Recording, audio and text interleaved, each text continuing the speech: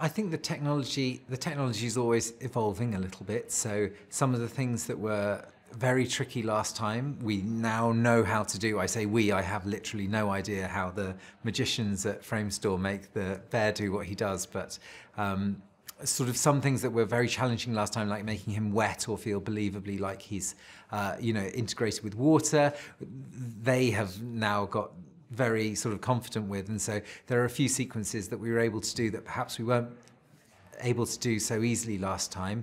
But that said, the attempt has been to keep the same bear and the same feeling bear, and keep Paddington as we've sort of come to love him, because we felt that the character was so beautiful last time, and the design of the bear sat so beautifully with Ben's voice that it was really sort of hopefully more of the same, but it's sort of one step further. As a writer especially, but the director as well, it's lovely to be able to take the characters on the next step of their journey, and that felt really good. And there's a sort of lovely feeling on set as well, because you know these people quite well, and it's nice to see them again, especially Sam and Maddie, who are of course a couple of years older, and it's lovely to see them growing up and be able to sort of see how they've changed across the film. Especially Sam, who's about 3 feet taller, it feels, but probably only about 6 inches really.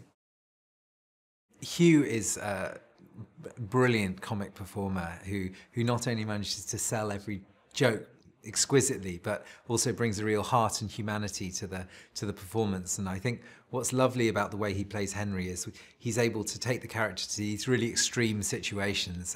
He sort of ends up straddling 2 trains, and yet you always believe his character completely. It's great fun with Henry, because he's such a sort of nervous, sort of slightly uptight character. It's great fun to put him in these ridiculous situations where he's going to have to maintain his sort of English dignity and his sort of Lord Grantham qualities in a really preposterous situation. So that's great fun, and it's lovely working with him on those things. He's such a precise performer, and he's able to find the perfect eyebrow lift at the perfect time to sell every joke. Sally brings tremendous warmth to the character. I think she's brilliantly funny in all sorts of situations, and does these wonderful little reactions, things I'd never write, just like a little awkward laugh in the break-in, where I always just go, oh, every moment you want in the edit that you suddenly go, oh, I wish you'd done something like that, and she's done it. She's so far ahead.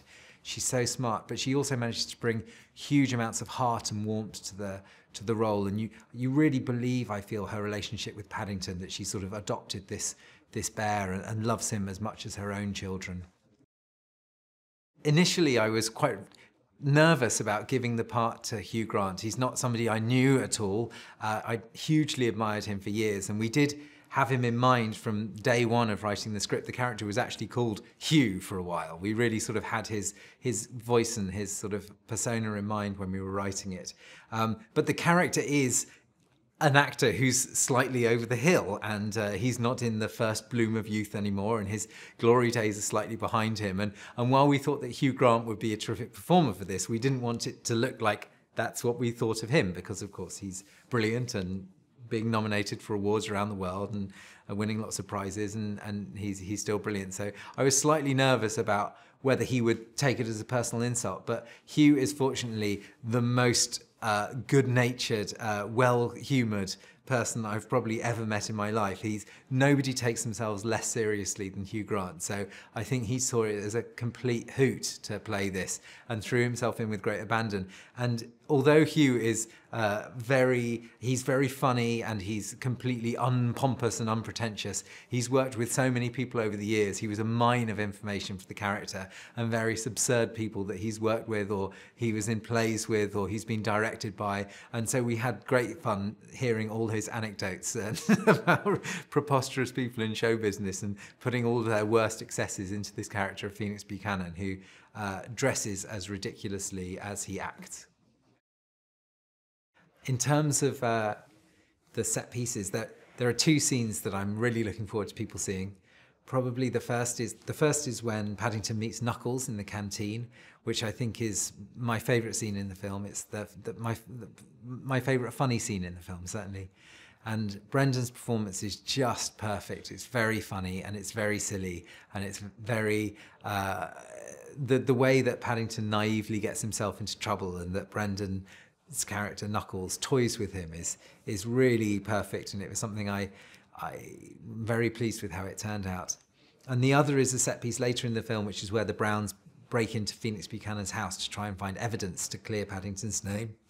And there's a ridiculous kind of farce as Henry and Mary turn up and Phoenix is coming back, and it's a very sort of intricate set piece, but it feels very funny, and it culminates in this great confrontation between the two Hughs, between Henry Brown and Phoenix Buchanan, and the way they play off each other and the way Sally reacts to them is just divine. I think they're brilliant performances.